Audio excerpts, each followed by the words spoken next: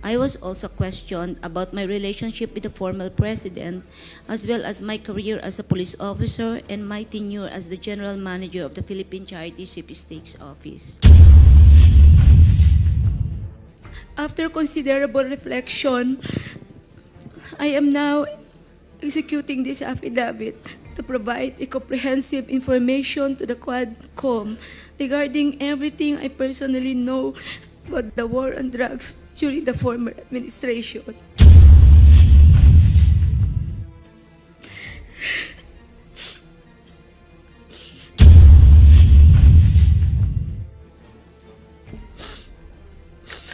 I received a call from the President, Rodrigo Roa Duterte, at approximately 5 a.m., instructing me to meet him at his residence in Doña Luisa, Davao City.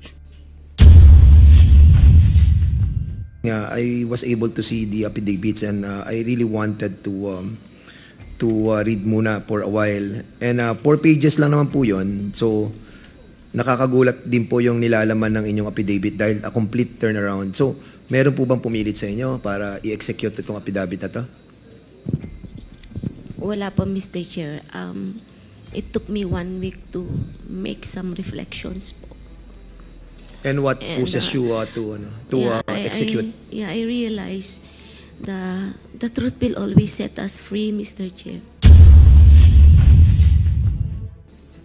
And at least I will be able to contribute if we really want to make this country a better place to live and for our children.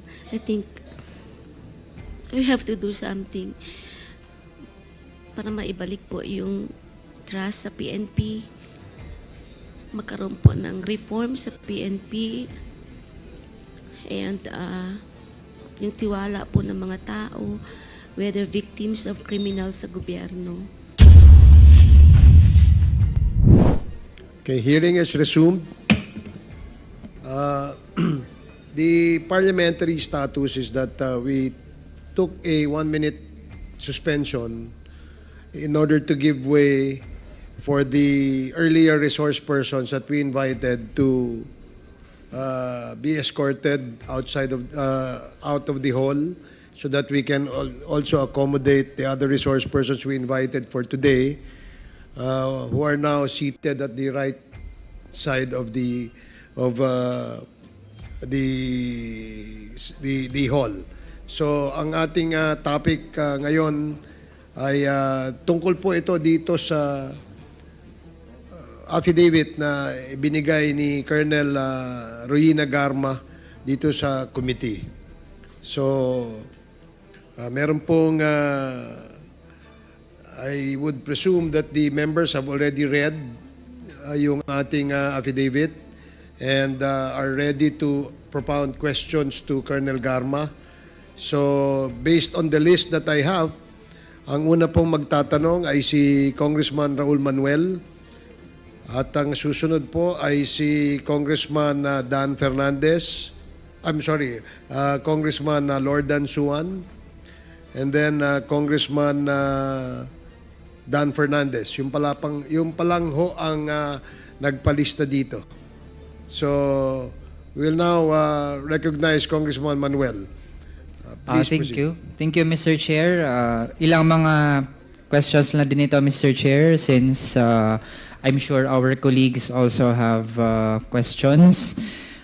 Mr. Chair, we request our resource person, Colonel Garma, na basahin po yung number 8 sa kanyang pinirmahang affidavit na whose copy was distributed sa mga miyembro ng Quadcom. Okay.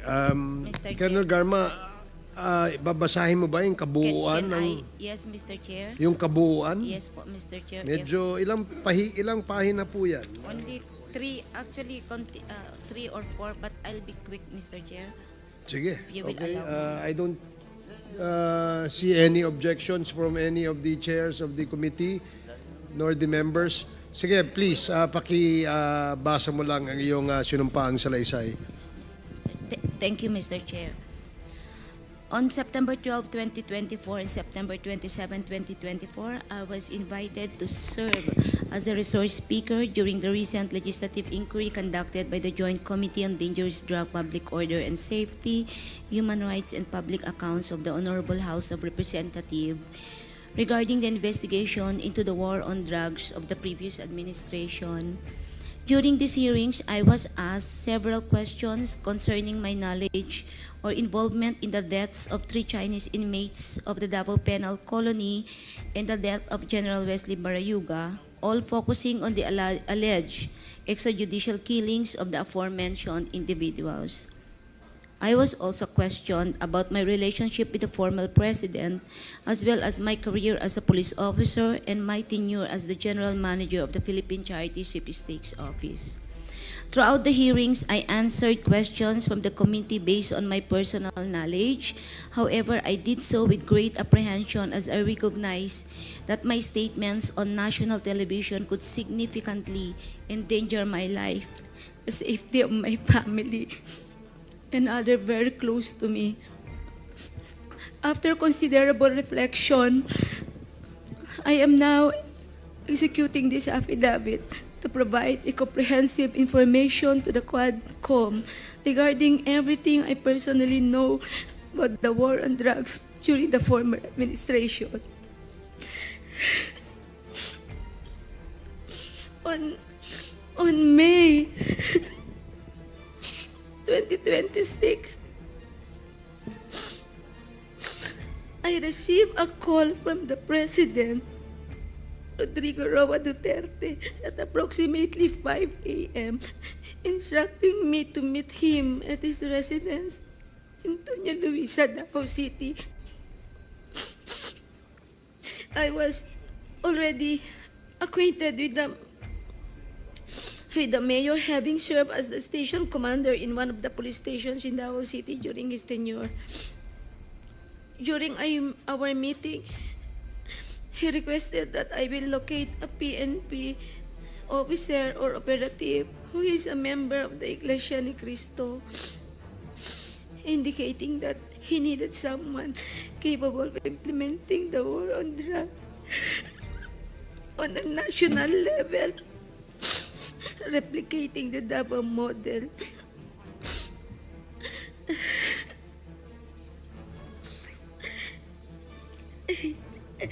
The Davao model referred to the system involving payment and reward.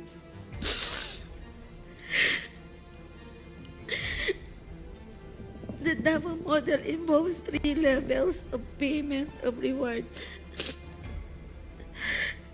First is the reward if the suspect is killed. Second, if is the funding of planned operations. And the third is the refund of operational expenses. Colonel Garma, can you speak louder? I'm sorry, speak closer to the microphone.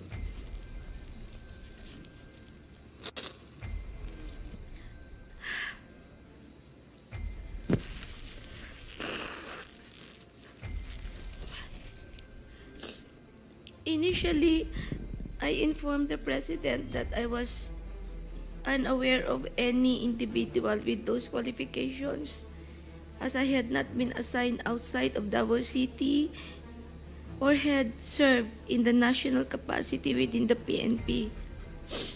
However, I recalled my upperclassman Edilberto Leonardo, who was heading the Criminal Investigation Detection Group and was also a member of the Iglesia ni Cristo.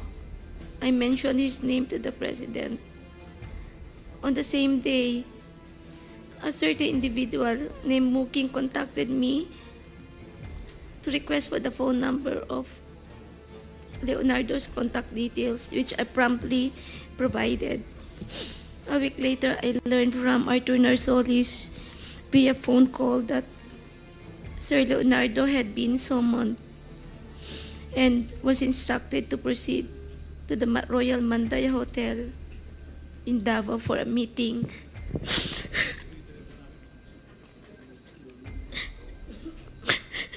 Leonardo informed me later that he stayed at the hotel for almost 3 days, during which the president directed him to organize, according to Sir Leonardo, a task force which he understood as PAOK-TF.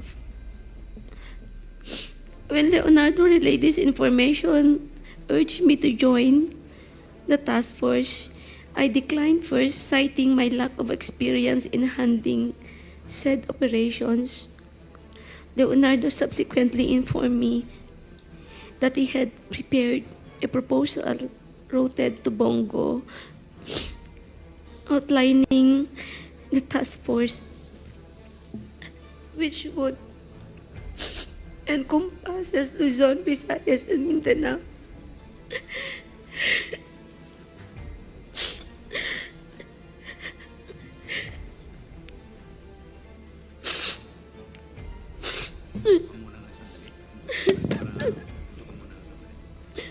I am afraid of my life, Mr. Chair, and the life of my relatives and my friends and classmates.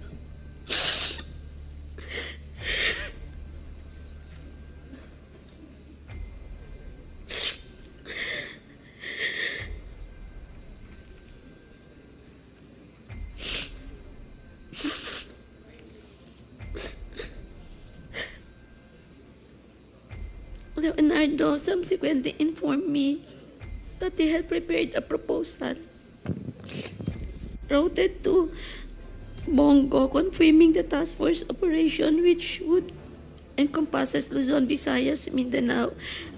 He also inquired if he and his classmates could have a courtesy call with the president through Bongo for a photo opportunity. Considering this, I thought it prudent to invite also my classmates to join the courtesy call. So in the presence of Colonel Bacay, Villela, Grijaldo, Tuzon, and Dueñas, the member of class 97 and 96 were accommodated in separate rooms at the DPWH office in Panacan, Davao City. The president did not enter our room, and I was unaware if he visited the room of class 96. After the courtesy call, Leonardo informed me that the structure of the mentioned task force would undergo changes. In June of 2016, Leonardo has transferred from Manila to assume the position of the chief of the CIDG Region 11. During the initial 3 months of the assignment, I facilitated all meetings between Leonardo and Bongo at Leonardo's request. Subsequently, they established direct communication.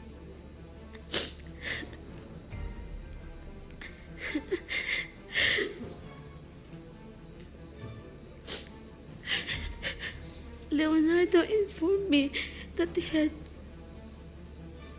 recalled several trusted personnel, namely Lester, Romel Bactat, Rodel Serbo, Palma, Peter Parungo to serve as operative for the task force.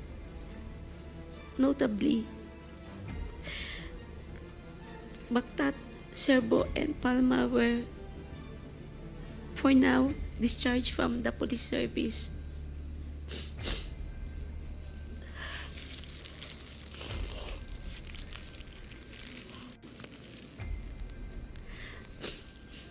Romel Bactat, Serbo, Palma were all former police officers stationed at the CIDG 11 office. They were discharged from the service on or about a year ago due to an operation that led to the killing of one individual. Lester Berganyo is a provide citizen, while Peter Parunga was a former detainee of CIDG due to a charge of rape that has been cleared. Romel Bactat, Serbo, Palma, and Parunga were charged with the task of collecting and verifying information provided by police officers in the field concerning arrests, deaths of individuals named in the list of drug personalities, and creating summary reports. All of these reports would then be encoded and compiled by Lester Berganyo. The compilation is thereafter elevated to Sir Leonardo, who will decide what level the arrest or killing was and its corresponding reward. Rewards were only given for killings, while for arrests only for the funding of Copland, and refund for operational expenses was given. I saw how these individuals operated when I would visit my friend in CIDG 11. He conveyed that the task force would be structured differently and that he submitted a document to Bongo detailing the task force operation, including an overview of the current drug landscape in the Philippines.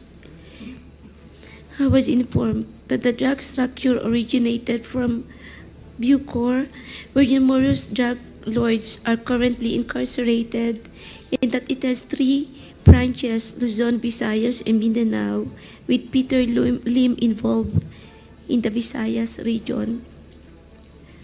Once the task force became operational, I later learned that all Copland's funds, refunds for operational expenses, and rewards for agents were processed through the account of Peter Parungo. Currently, Lester Berganyo maintained a comprehensive list of the drug personalities of the Philippines. Leonardo conducted briefings for all PIDEA, IG regional directors, and PNP chiefs regarding the drug situation. Additionally, if any individual died during police operations, Leonardo will report the incidents to Bongo for inclusion in the weekly report and request for refunds of operational expenses. Leonardo had final authority to determine who would be included in the list of drug personalities and to classify their threat level, as well as the discretion to remove individuals from the list. Furthermore, in 2016, while I was at the CIDG office following up the appointments of my personnel, I overheard Padilla discussing drug activities at the Davao Penal Colony with Leonardo. Padilla specifically identified certain Bucor officers involved in drug trade, notably mentioning an officer named Ginto, who was subsequently killed along with other Bucor members. These are the critical facts I personally know regarding the drug war of the previous administration. I am prepared to provide additional details and information in a supplemental affidavit or during an executive session at the discretion of the committee. I affirm the truthfulness and accuracy of the above statements to assist in the investigation by the Joint Committee, Your Honors. Mr. Chairman. Go ahead, SDS. Mr. Chairman, alam mo, papasalamat ako kay Ma'am Garma. And no, alam po natin ang nararamdaman mo. Pero kaya ako umakyat, nanonood po ako sa TV, sa baba. Mukhang itong committee na to parang pinilit ka para magsalita. Kaya ka umiyak. Baka sabihin ang Quadcom pinilit ka para magsumite ng affidavit at basahin mo. Umiyak ka.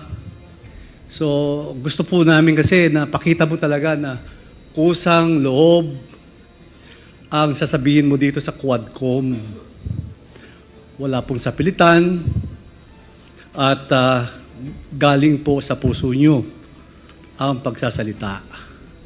So kaya po ako umakyat, nasa baba ako, kausap ko yung mga ibang kasama natin.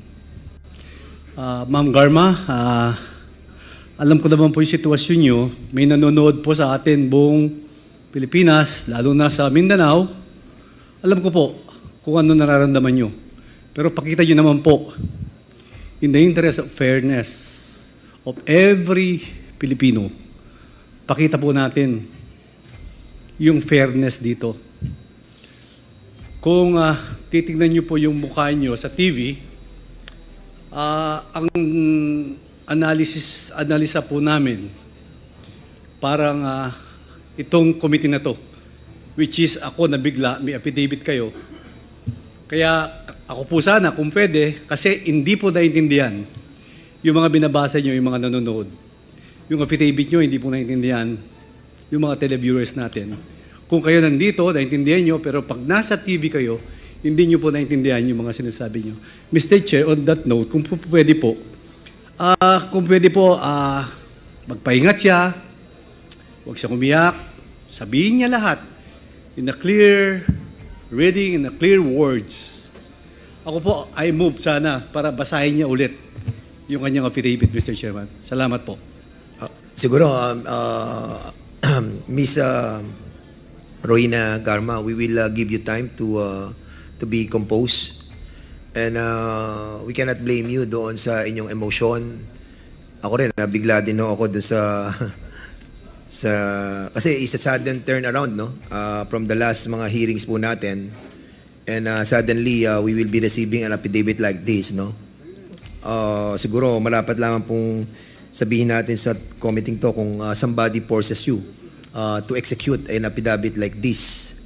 That a while ago, the reason why we're asking Congressman Manuel to hold his gun kasi nga I was able to see the affidavits and I really wanted to read muna for a while. And 4 pages lang naman po yun. So, nakakagulat din po yung nilalaman ng inyong affidavit dahil a complete turnaround. So, meron po bang pumilit sa inyo para i-execute itong affidavit na to? Wala po, Mr. Chair. It took me 1 week to make some reflections po. And what And, pushes you to execute? I realize the truth will always set us free, Mr. Chair. And at least I will be able to contribute if we really want to make this country a better place to live and for our children. I think we have to do something para maibalik po yung trust sa PNP, magkaroon po ng reform sa PNP, and yung tiwala po ng mga tao, whether victims of criminals sa gobyerno. Kanina po may Yun lang sinasabi po. kayo na natatakot kayo sa buhay niyo at sa pamilya niyo. Saan po kayo natatakot? Of course po, it's normal, Mr. Chair, when you speak the truth, you cannot please everyone. And it's normal to anybody to have that mixed emotion. But still, it took me 1 week to make reflections. And I realized I need to do my part po. Dahil po ba sa relasyon niyo sa nakaraang administrasyon kay former president? Kaya po ang damdamin niyo po ay mixed emotion? Normal lang naman bilang tao po, Mr. Chair.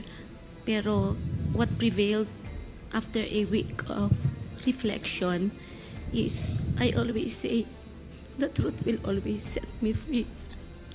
I want a better place, a better PNP, Mr. Chair.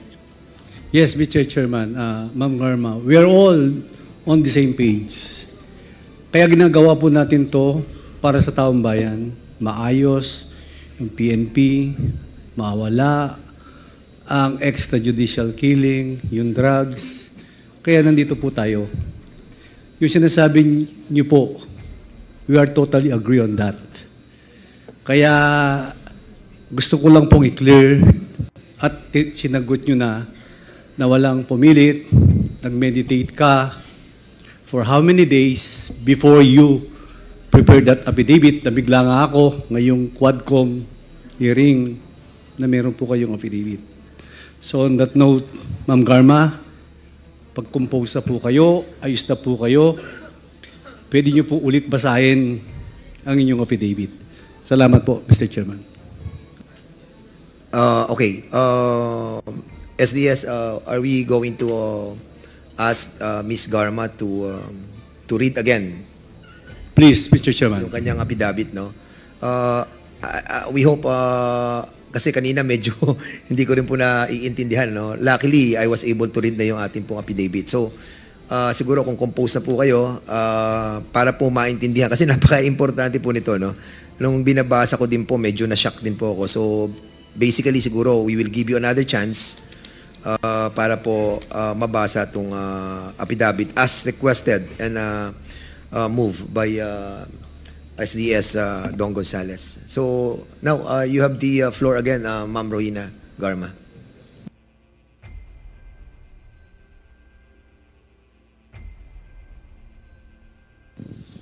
On September 12, 2024 and September 27, 2024, I was invited to serve as a resource person during the recent legislative inquiry conducted by the Joint Committee on Drugs. Ma'am, can you put the mic a little bit closer to your mouth, please? Yes, sir. During these hearings, I was asked several questions concerning my knowledge or involvement in the deaths of 3 Chinese inmates at the Davao Penal Colony and the death of General Wesley Barayuga, all focusing on the alleged extrajudicial killings of the aforementioned individuals. I was also questioned about my relationship with the former president, as well as my career as a police officer and my tenure as the GM of the Philippine Charity Sweepstakes Office. Throughout the hearings, I answered questions from the committee based on my personal knowledge. However, I did so with great apprehension as I recognized that my statements on national television could significantly endanger my life, the safety of my family, and others close to me. After considerable reflection, I am now executing this affidavit to provide a comprehensive information to the Quadcom regarding everything I personally know about the war on drugs during the former administration. On May of 2016, I received a call from the then President Rodrigo Duterte at approximately 5 in the morning, instructing me to meet him at his residence in Doña Luisa, Davao City. I was already acquainted with then Mayor Duterte, having served as a station commander in one of the police stations in Davao during his tenure. During our meeting, he requested that I locate a PNP officer or operative who is a member of the Iglesia ni Cristo, indicating that he needed someone capable of implementing the war on drugs on a national scale, replicating the Davao model. The Davao model referred to the system involving payment and rewards. The Davao model involves 3 levels of payments of rewards. The first is the reward if the suspect is killed. Second is the funding of planned operations. Third is the refund of operational expenses. Initially, I informed the President that I was unaware of any individual with those qualifications as I had not been assigned outside of Davao, nor had I served in a national capacity with the PNP.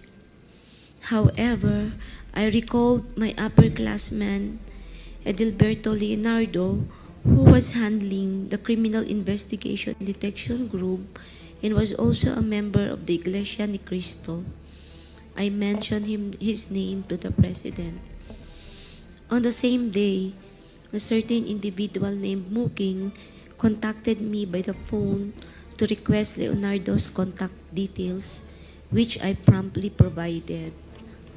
A week later, I learned from Arthur Narsolis via phone call that Leonardo had been summoned and was instructed to proceed to Royal Mandaya Hotel for a meeting.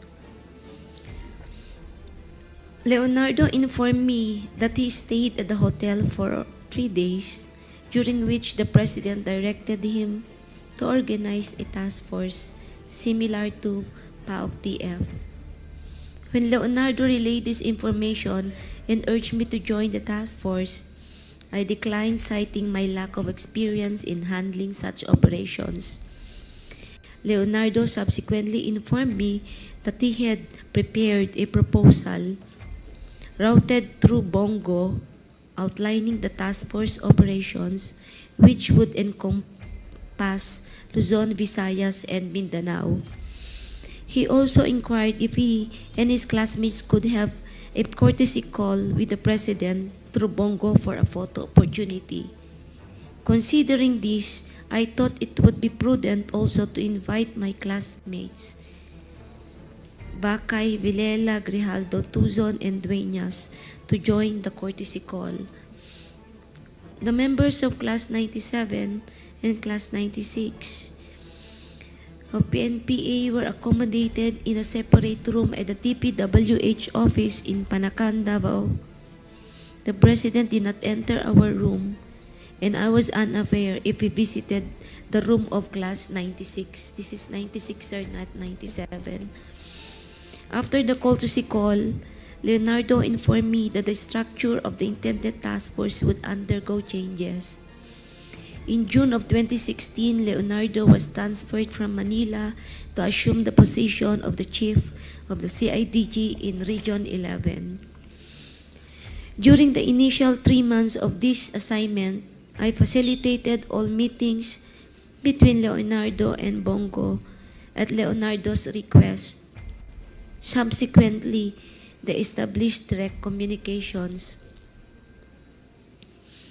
Leonardo informed me that he had recalled several trusted personnel, namely, I met Lester Berganyo, Romel Bactat, Rodel Serbo, Michael Palma, and Peter Parungo to serve as operatives for the task force.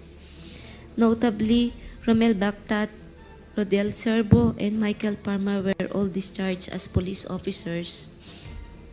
Romel Bactat and Romel Serbo, Michael Palma were all former police officers stationed at CIDG 11 office. They were discharged from service on or about a year ago due to an operation that led to the killing of one individual. Lester Berganyo is a private citizen, while Peter Parungo was a former detainee in CIDG due to a charge of rape that has been cleared. Romel Bactat, Rodel Serbo, Michael Palma, and Peter Parungo were charged with the task force of collecting, verifying informations provided by police officers in the field concerning arrests or deaths of individuals named in the list of drug personalities, and creating a summary report. All of these reports would then be encoded, compiled by Lester Berganyo. The compilation is thereafter elevated to Leonardo, who will then decide what level the arrest or killing was and its corresponding reward. Rewards were only given for killings, while for arrests, only the funding of the co-plan and a refund for the expenses was given. I saw how this individual operated when I would visit the CIDG office in Region 11 to see my friend Lot Lot. He also conveyed to me that the task force would be structured differently, in that he submitted a document to Bongo detailing the task force operation, including an overview of the current drug landscape in the Philippines. I was also informed that the drug structure originated from Bucor, where numerous drug lords are currently incarcerated, and that it has 3 branches, Luzon, Visayas, and Mindanao, with Peter Lim involved in the Visayas region. Once the task force became operational, I later learned that all co-plan funds, refunds for operational expenses, and rewards for agents were processed through the bank accounts of Peter Parungo at Metrobank, BDO, and PS Bank. Concurrently, Lester Bergaño maintained a comprehensive list of the drug personalities in the Philippines. Leonardo conducted briefings for all PIDEA, IG, regional directors, and PNP chiefs regarding the operations. Additionally, if any individual died during police operation, Leonardo would report the incident to Bongo for inclusion in his weekly report and request for refunds of operational expenses. Leonardo had the final authority to determine who would be included on the list of drug personalities and to classify their threat levels, as well as the discretion to remove individuals from the list. Furthermore, in 2016, while I was at the CIDG office, following up on personnel appointments, I overheard Superintendent Padilla of Bucor discussing drug activities at the Davao Penal Colony with Leonardo. Padilla specifically mentioned certain Bucor officers involved in the drug trade, notably mentioning an officer named Ginto, who was subsequently killed along with other Bucor members. These are the critical facts I personally know regarding the drug war of the previous administration. I am prepared to provide additional details and information in the supplemental affidavit or during an executive session at the discretion of the committee. I affirm the truthfulness and accuracy of the above statement to assist in the investigation by the Joint Committee on Dangerous Drugs, Public Order and Safety, Human Rights, and Public Accounts of the Honorable House of Representatives, the Quadcom. Mr. Chair. Tapos na po kayo, ma'am? Yes, Garma? Mr. Chair. So on that note, ma'am, maraming salamat ulit sa pagbasa niyo sa inyong affidavit. Thank you, Mr. Chairman. Thank you, Congressman Gonzales. So the first to interpolate Colonel Garma is Congressman Raul Manuel. You have 10 minutes. Thank you, Mr. Chair. Mr. Chair, I'm actually shocked by the contents of the affidavit. So I'll be asking clarificatory questions. I'll be focusing dun sa nabanggit na reward system, Mr. Chair. Mr. Chair, sa affidavit ni Colonel Garma, binanggit niya na siya ay dating pinatawag ni former President Rodrigo Duterte. Nung pinatawag siya, ibinahagi ba yung plano na i-implement nationwide yung war on drugs? Tama po ba? Yes, Mr. Chair. Mr. Chair, nung mayor si former President Rodrigo Duterte sa Davao, implemented na doon ang war on drugs based sa kung paano natin siya ngayon napoperceive. Tama po ba? Yes, Mr. Chair. Okay, Mr. Chair, at least ngayon, buti po ay na-admit iyon ni Colonel Garma dahil nung nakaraang mga pagtanong po natin ay hindi pa agad din yon na napuput on record dito sa komite. At least po ngayon ay alam na po natin talaga once and for all. Mr. Chair, nung station commander si Colonel Garma, nung panahon ni former President Rodrigo Duterte as mayor, ibig sabihin po ba nun ay, given her role, isa po siya sa mga nag-implement ng war on drugs sa Davao. Tama po ba iyon, Mr. Chair?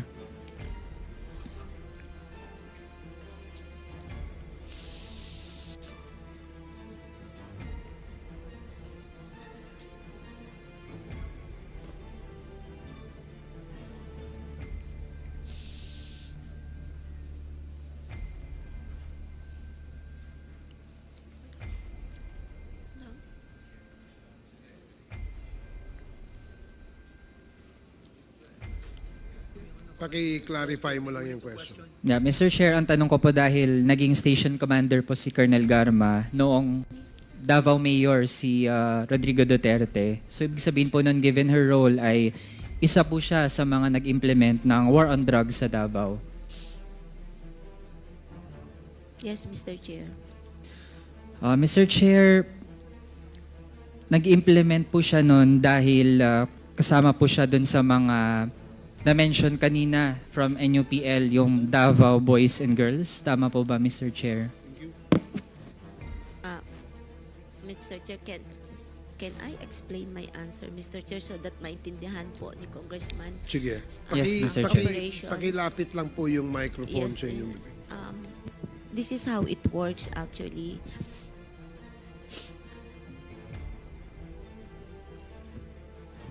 Pag mag-conduct po ng police operation, kasi po ang police, if the operation po is successful and you file the case in court,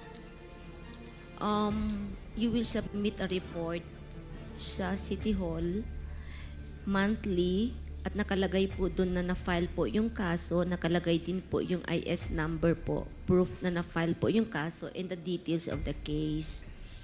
And once isubmit mo to, yung operational expenses po ay nare-refund. That's 5,000 pesos per case po, per operation. Ngayon po, kung malaki po yung operation mo at kailangan mo ng operational fund, gagawa ka ng co-plan, you will also request po sa City Hall for the funding of that operation plan. Now, in case din po na nagkaroon po ng operation and subsequently po nagkaroon po ng death on the part of the suspects po during a legitimate operation, meron din pong corresponding amount po na binibigay, Mr. Chair. So that is how it works po. So, Mr. Chair, ibig sabihin ay totoo ngang merong Davao Boys and Girls na nagpatupad ng war on drugs. To confirm, Mr. Chair, tama po. Na yun yung mode of operations as described. Tama po ba? Yun yung kinakonduct, yun yung ginagawa nitong Davao Boys and Girls. Ganun po yung sistema po ng how you will refund yung operational expenses.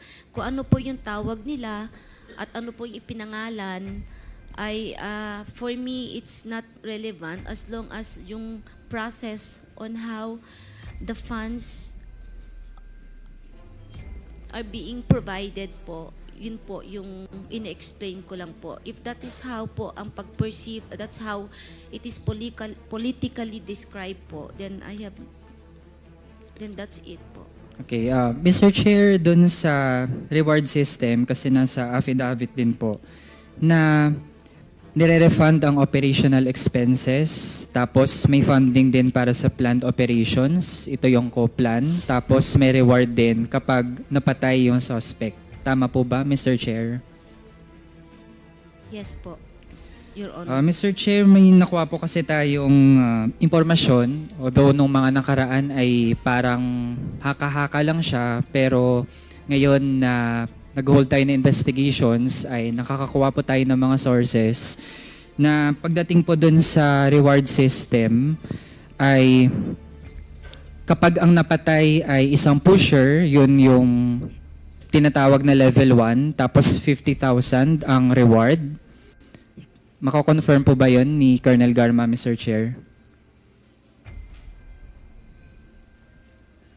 Mr. Chair, I am not so familiar po sa specific amounts. But true, there is a amount po per level. I think Colonel Leonardo can explain po kung ano yung specific amount. Kapag baka magkamali po akong sasabihin na 50 nga o 100 o 1 million yun. But there is a corresponding amount per level, Mr. Chair. Sige. Mr. Chair, sa information na nakuha natin ay merong 4 na levels. Yung level 1 ay 50K para sa pusher. Kung napatay ay pusher. Kung big time pusher naman ay yun yung level 2, 100K.